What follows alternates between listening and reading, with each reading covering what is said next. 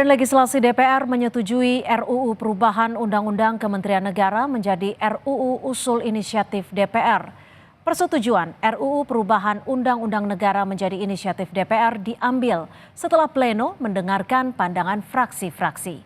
8 fraksi menyatakan setuju, sedangkan fraksi PKS setuju dengan catatan. Hasil keputusan pleno balik selanjutnya akan menunggu waktu untuk dibawa ke rapat paripurna DPR.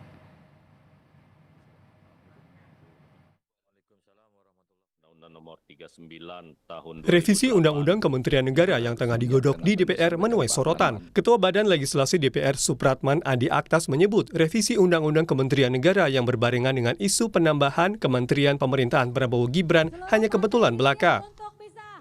Itu soal timing saja, karena bagi kami di Badan Legislasi kami sudah menginventarisir semua RUU yang terkait dengan putusan Mahkamah Konstitusi. Dan salah satu yang kami temui itu adalah salah satunya, ya dua-duanya yang hari ini kita temui menyangkut soal keimigrasian dan Kementerian Negara.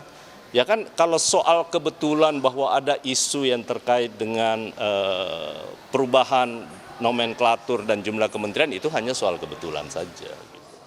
Senafas, Wakil Ketua DPR Sufmi Dasko Ahmad membantah revisi Undang-Undang Kementerian Negara untuk mengakomodasi pemerintahan Prabowo yang belakangan dikaitkan dengan wacana penambahan kementerian hingga 40.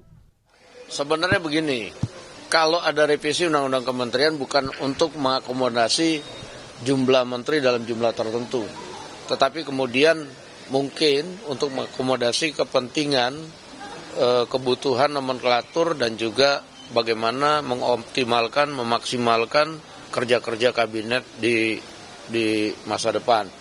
Cuma pada saat ini hal tersebut belum pernah dibahas di tempatnya Pak Prabowo.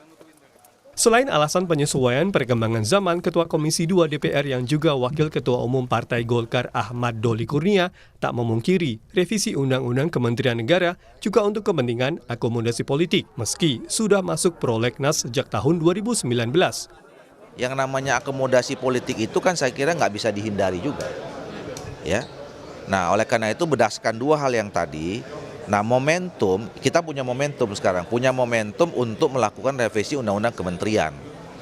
Nah, yang juga mungkin salah satu pertimbangannya itu bisa jadi ada aspek akomodasi politik, tapi nggak murni aspek akomodasi politik.